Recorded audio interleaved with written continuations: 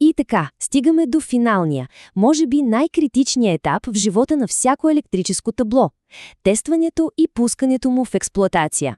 Точно тук, в тези последни стъпки, се крие разликата между една наистина професионална и безопасна инсталация и нещо, което може да се превърне в истинска катастрофа.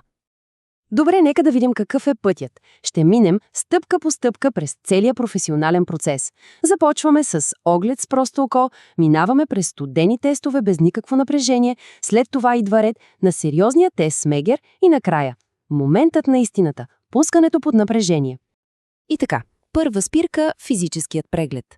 Преди да се докосне и един измервателен уред, първата работа е с най-добрите инструменти, които съществуват – очите и ръцете. Има много добра причина за това, нали? Повечето големи проблеми всъщност започват не от сложни електрически повреди, а от нещо много по-просто – от обикновена механична небрежност. Тук имаме 3 фундаментални механични проверки. 3 неща, които трябва да са абсолютно перфектни, преди изобщо да се помисли за подаване на напрежение. Това са инспекцията за чужди тела, тестът с издърпване и правилото за 0 гола мед. Първото нещо е FOD, или Foreign Object Debris, всякакви чужди тела. Звучи тривиално, нали? Обаче представете си само една малка метална стружка, един изпуснат винт, който лежи незабелязано някъде долу. В момента, в който главният прекъсвач щрекне, този малък предмет може да направи мост между главните шини и да предизвика, буквално експлозия, катастрофална волтова дъга.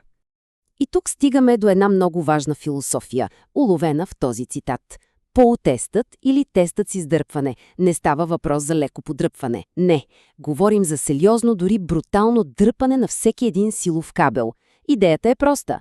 Ако една връзка ще се къса, по-добре да се скъса сега, в ръцете на монтажника, отколкото утре, когато през нея минават десетки ампери и тя просто се запали.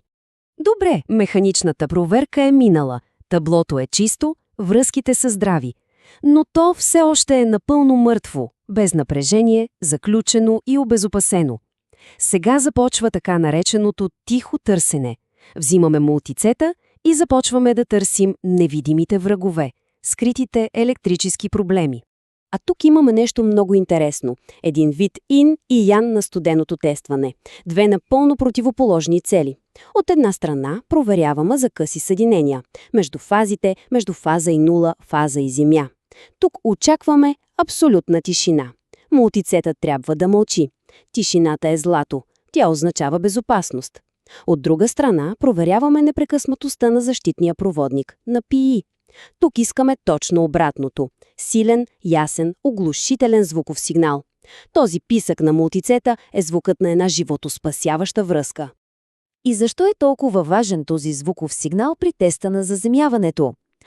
Помислете за вратата на таблото. Ако онази малка гъвкава заземителна връзка към вратата липсва или е хлабава, тогава при една единствена повреда в някой кабел, цялата метална врата и дръжката й могат да се окажат под фазово напрежение. Буквално превръщат дръжката в електрически стол за следващия човек, който я докосне. Добре, студените тестове минаха, сега е време да вдигнем нивото. Преминаваме към теста, който наистина разделя аматьорите от професионалистите. Това е Мегер тестът. Тук вече не просто проверяваме за контакт или липса на такъв.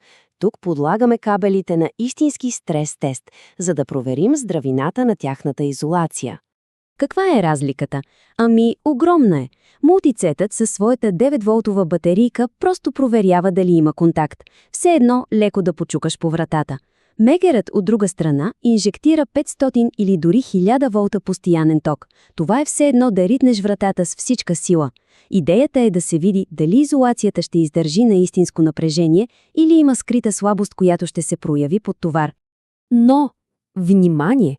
Преди дори да се докосне Мегерът, има едно златно правило. Правило, чието пренебрегване не води до възможна повреда, а до гарантирано 100% унищожаване на скъпо оборудване. И ето го и правилото. Мегер тест се прави само и единствено на пасивни компоненти. Това означава силови кабели и намотки на двигатели. Край, всичко останало, всякаква чувствителна електроника трябва да бъде физически разкачена. Говорим за PLC контролери, честотни инвертори, импулсни захранвания, дефектно-токови защити, всичко. Защо? Ами причината е брутално проста. Електрониката вътре в тези устройства работи на 5, 12, 24 волта. Ако през нея се инжектират 1000 волта, резултатът е мигновен. Ще се изпържи до черно за по-малко от микросекунда. Безвъзвратно. И ето, че стигнахме до финала. Всички проверки, механични, студени, с Мегер, са минали. Време е да се свалят табелите, не включвай и да се премахнат катинарите. Това е момента на истината. Моментът, в който тази купчина мед и пластмаса ще се превърне в жива, дишаща и потенциално опасна енергийна система. Преди да се натисне който и да е бутон, нека видим това число. 10 000 градуса по Целзий. Това е почти 2 пъти по-горещо от повърхността на Слънцето. Това е температурата на плазмата при експлозия от волтова дъга. И точно за това личните предпазни средства, 1000-волтови ръкавици, шлем, устойчив на дъга, не са въпрос на избор. Те са абсолютно задължителни.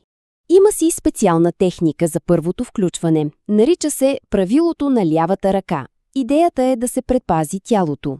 Застава се отстрани на таблото, не пред него. Главата се обръща настрани, за да се предпазят очите и лицето. И се използва лявата ръка. Защо лявата? Защото ако не дай си Боже нещо се обърка, токът ще мине по-далеч от сърцето. Включва се с едно решително бързо движение. И штрак! Главният прекъсвач е включен. Таблото вече е под напрежение. Но стоп! Преди да се вдигат другите предпазители, се взима двуполюсен фазоуказател, като дуспо, и се прави първата проверка на живо. Измерват се напреженията на входа.